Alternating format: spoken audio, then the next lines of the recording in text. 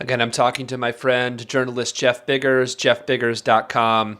And if it wasn't enough that Illinois is having all these horrible policies, these horrible scandals when it comes to coal, which again is sort of in the dirty black blood of Illinois. I mean, this is very historic that this is not a new thing.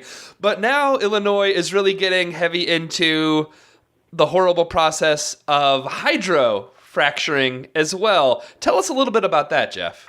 Of course, this is part of President Obama's all of the above approach, that he really is pushing natural gas, as he said in his recent State of the Union, as the bridge fuel, that somehow we'll get off oil and coal and shift to natural gas. And it sounds nice. Obviously, natural gas has less carbon emissions, but what we don't consider is the fact that natural gas has a tremendous amount of gases released from methane that sort of negate the trade-off of CO2, and in fact might even have a worse impact on the climate, if not for sure a worse impact than burning coal. You know, fossil fuels have to end, and I think natural gas is completely part of this dirty fossil fuel industry that's not a bridge to the future at all.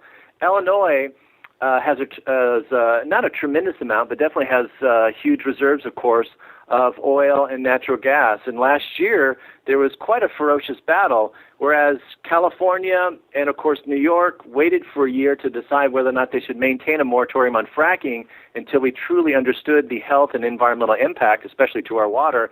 Illinois rushed into this regulatory bill that said basically, let's get the fracking going, let's get the jobs in, let's get the money, but we'll do it safe. You know, we'll have regulations. And of course, for any of us who've seen how poorly the state has regulated the coal industry, knew that this would be a disaster. And in fact, they rushed through this law. Unfortunately, it was supported by environmental groups like the Sierra Club. And then they began to rewrite the regulations before they actually were put in effect. They're still sort of in a sense of limbo. And there's so many loopholes. There are so many ways for the fracking industry to get around it that I believe the writing is on the wall, that we're going to have another environmental disaster through the fracking industry, especially in terms of contamination of our water and our air. And once again, where's the fracking going to happen? It's not going to happen up in the north. It's not going to happen near Chicago. It's going to happen once again in southern Illinois, in the very front lines of where people have been suffering with the major pollution from coal mining for almost 150 years. So it's really, once again, we're talking about this incredible Dr. Jekyll and Mr. Hyde approach to energy in the heartland, which is really becoming, I think, ground zero in the battle not only for climate, but for the battle for some sort of transition to clean energy.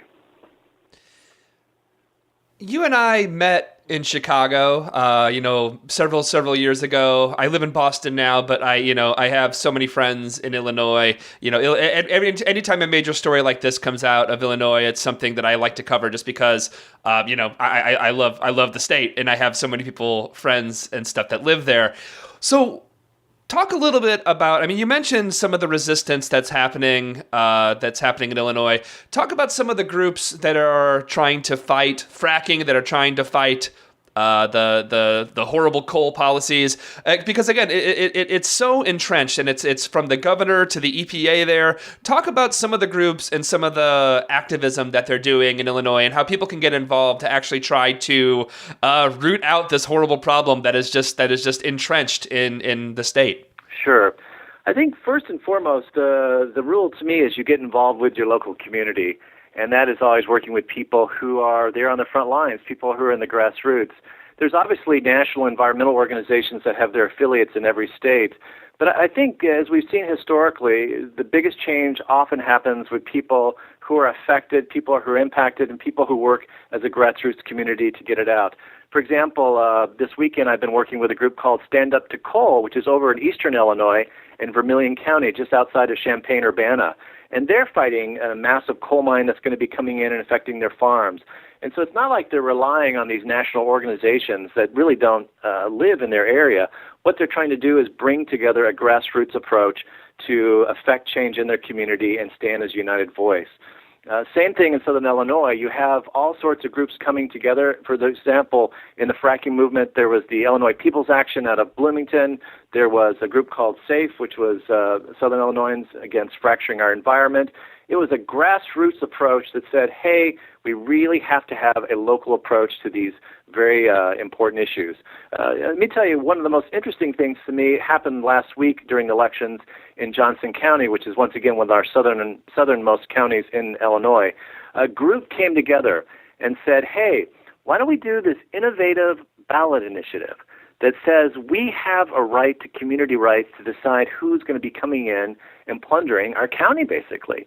And so they said, let's begin with fracking. And so they put a ballot initiative in Johnson County. And Johnson County only has 8,000 people, and they had this ballot initiative that said, hey, we are running this initiative to say we don't want fracking, and as a community we have the right to say that. And it was really a non-binding initiative. Essentially, it was like a referendum. Do we want or not want?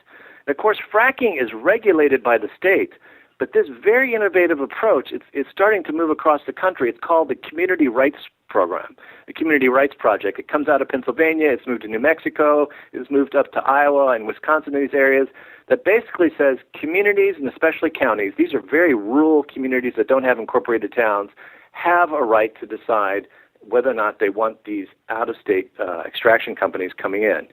The initiative was fascinating because it was completely locally pushed. It was a grassroots movement, and the fracking movement freaked out. The Chamber of Commerce put in thousands of dollars of misinformation and advertising. Here are these companies coming in from Denver and Kansas, and yet they're running these ads saying these are outside extremists who are trying to take away your rights. In fact, the whole thing was about community rights, and they lost the ballot initiative by 60 to 40%. And it really was a wake-up call for us that, in fact, the very people who are trying to talk about community rights, talking about having their own civil rights, to protect their land, protect their water resources, are really losing their democracy now to these huge outside companies who can literally come in and buy these elections. And I think that's going to be a very interesting fight to watch in the future of these very local grassroots community rights movements that are moving across the country. And Illinois has a lot of that, be it people working in the Shawnee National Forest, people in the Shawnee area of southern Illinois, people working in western Illinois, trying to take out the mining there and whatnot, to people who are working all across the farm areas. So it's a very exciting moment, I must say. Like I said, I feel like we have reached this turning point in Illinois that people are standing up to coal, but I think it's a very critical moment to see if they're really going to get the kind of support they need in the levels of government.